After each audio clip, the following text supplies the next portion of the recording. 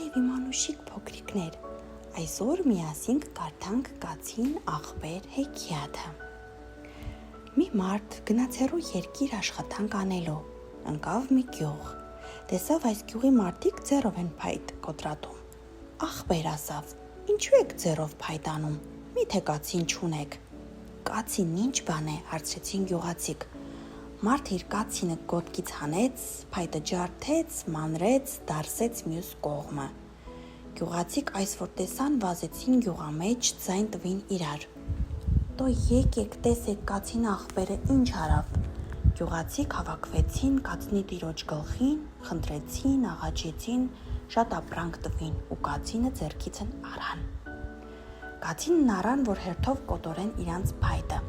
Առաջին օրը տանուտերը տարավ։ Կացինը վրա բերավ, թե չէ ոտը կտրեց։ Գոռալով ընկավ գյուղամեջ։ Տո եկեք, կացին աղբերը կաղել է, ոտս կծեց։ Գյուղացիք եկան, հավաքվեցին, փայտերն առան, սկսեցին կացնին ծեծել։ Ծեծեցին, տեսան բան չդարավ։ Փայտերը գիտեցին վրան, կրակեցին։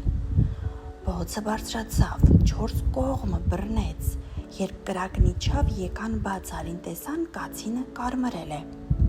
Վայ, տղեկ, կացին աղբերը բարկացել է։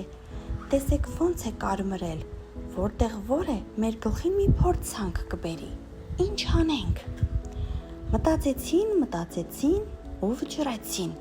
Տանեն բանտը գցեն։ Տարան գցեցին տանուտերի մարագը։